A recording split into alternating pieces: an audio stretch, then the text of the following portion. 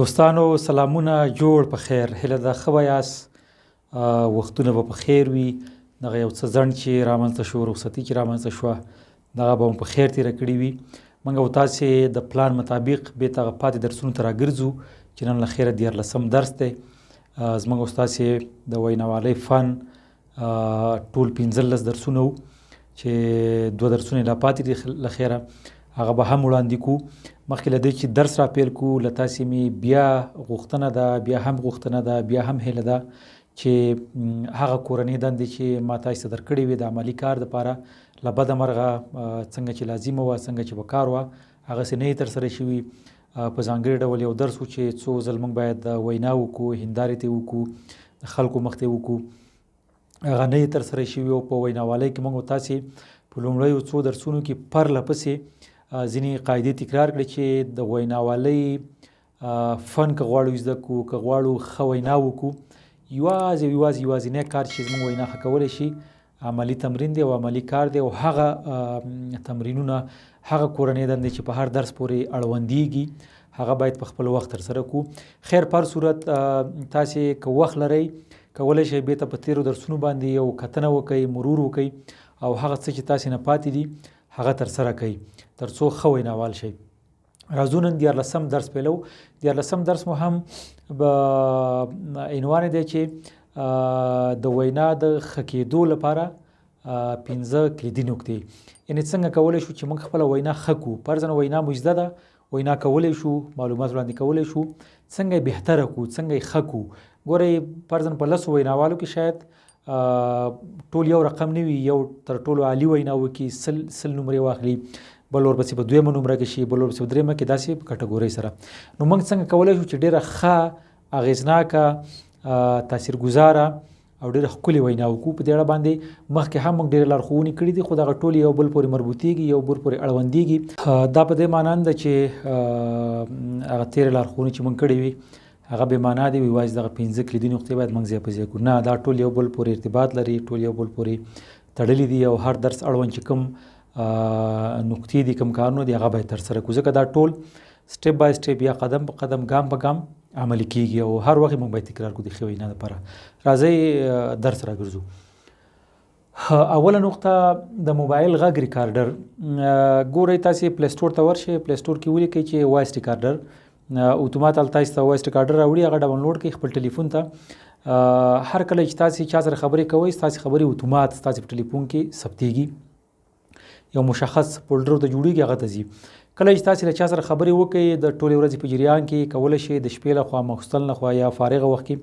دغه خبرې ډېر په دقت سره واورئ چې تاسې څه ډول خبرې کړي په ټلیفون باندې ستاسې د ویلو طرز څه ډول دی ستاسې څه ډول لغات ادا کړي دي تاسې مقابل لور ته څه ډول جوابونه ورکړي یا مو څه رقم قناعت ورکړی دی د هغه نیمګړتیاوې منفي او مثبتې نقطې یاداشت کړئ مثبتې نقطې بیا بیا تکرار کړئ او د منفي نقطو د حل لپاره راتلونکي کې تاسې کوشش وکړئ چې هغه له منځه یوسئ وایس ریکارډ یا موبایل ریکارډر دا یوه غوره لار ده چې تاسې په ریکارډولو سره او بیا بیا اورېدو سره د ریکارډر څنګه تاسې باید دا واورئ هم تر څو خپله نیمګړتیا ورته معلومه شي کېدلی شي ستاسې وینا بهتره شي تر نورو یا فرضاً تاسې راډیو ته زنګ وهئ هم ثبت یې کوئ چې تاسې څه ډول ژورنالیست خبریال یا کوربه سره خبرې کوئ د یو خپرونې په اړه تاسې څنګه نظر ورکوئ د یو موضوع په اړه کله کله ګورئ زه خپله کله کله چې ټلویزیونو کې میلمه شم مرکه وکړم بیا وروسته دغه خپله مرکه څو ځله اورم بیا ځان سره په ځینو برخو کې وایم کاشکې د دې پوښتنې په ځای مې داسې خبرې کړې وې یا مې داسې پوښتنه جواب ورکړی وې بیا په عین موضوع چې په نورو ټلویزیونو کې میلمه شم هغه نقطه زما په یاد وي بیا خپل هغه جواب بدل کړم یا کومې اضافه خبرې چې په تېره خپرونه کې په کار ما کړې وې هغه بیا دلته کومه نو په دې سره د تېرې مرکې په پرتله زما همدا نوې مرکه بهتره وي یعنې دا یې تر ټولو ښه لار دی یو مثال دی دوهم مطالعه یوه تر ټولو هغه غوره لار ده چې یوازې په ویناوالۍ کې نه په هره برخه کې د ژوند په هر مسلک کې په هر ډګر کې تاسې د بریالیتوب لوړو پوړیو ته رسوي تاسې باید حد اقل د ورځې 40 دقیقې مطالعه وکړئ مطالعه سره څو ګټې دي یو ستاسې د لغاتو ذخیره قوي کیږي. تاسو بیا ډیر ښایسته ښایسته ښکلي لغات یاداشت کوئ یا په خپل حافظه کې وساتئ. د جملو د ویلو طرز تاسو ښایسته کیږي. تر ټولو مهمه دا ده چې تاسو د معلوماتو ذخیره ډیریږي. او که تاسو مثلا په طبي برخه کې روغتیايي برخه کې کتاب ګورئ شاید تاسو ډیر معلومات ترلاسه کړئ. که تاسو په ادبیاتو کې ګورئ معلومات ترلاسه کولی شئ. که تاسو په ساينس کې ټکنالوژي کې په نور معلوماتو کې ګورئ ډیر معلومات ترلاسه کولی شئ. نو مطالعه بل لار ده چې ستاسو وینا بهتره کولی شي.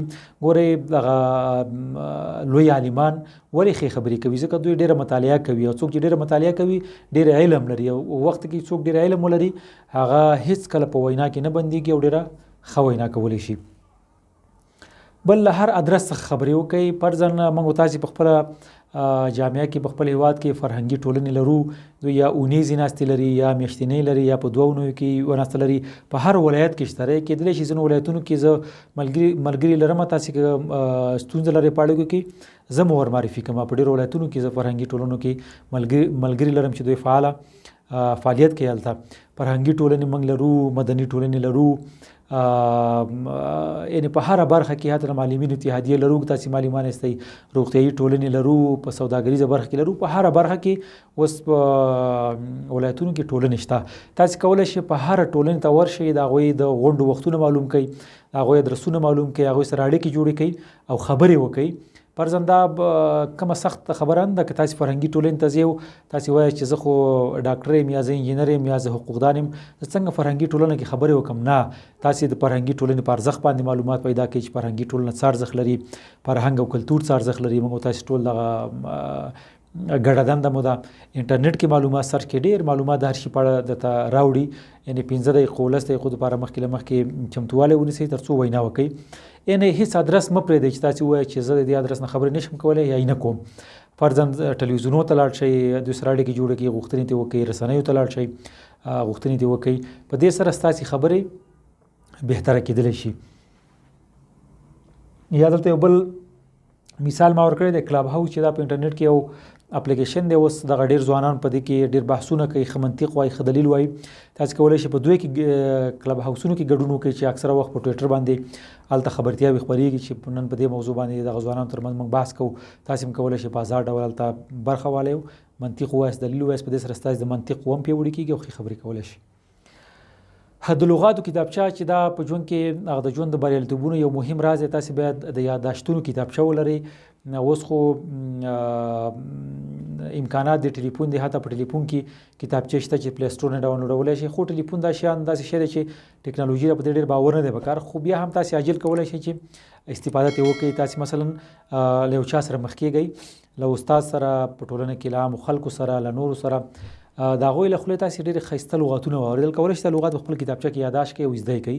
یا مو ډېرې ښې جملې واورېدې یا مو ښه اصطلاحات واورېده په خاص ډول دغه د سپین ږیرو له خولې څخه. په لرو اطرافي سیمو کې موږ ډېرې سوچه لغات، سوچه ژبه، ښه اصطلاحات اورو. کله چې دغه لغات، اصطلاحات او دغه متلونه تاسې په وینا کې استعمالوئ ډېر اغېز کوي او وینا پرې ښکلې کېږي.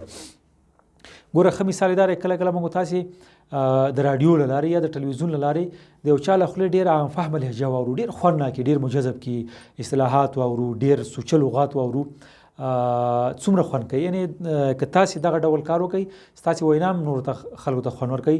نو د یاداشت کتابچه یوازې دا نه چې لغات، یوازې دا نه چې جملې، کولی شئ تاسې موضوعات یاداشت کړئ، د ژوند نورې پیښې یاداشت کړئ، خپل ورځنی ګزارش پکې ولیکئ. په لیکوالۍ کې هم دا ګټور تمامېږي. نو د لغاتو کتابچه یو بل ادرس دی چې ستاسې وینا بهتره کولی شي. او 5مه نقطه چې د ښو ویناوالو ویډیوګانې وګورئ. یوټیوب ته ډک دی، په هره ژبه کې، په انګلیسي کې، په هندي کې ډېر زیات معلومات شته دی، په اردو کې شته دی، په فارسي کې، دری کې بې حده زیات معلومات د ویناوالۍ په اړه شته دی، د ښو ویناوالو بېلګې شته دی.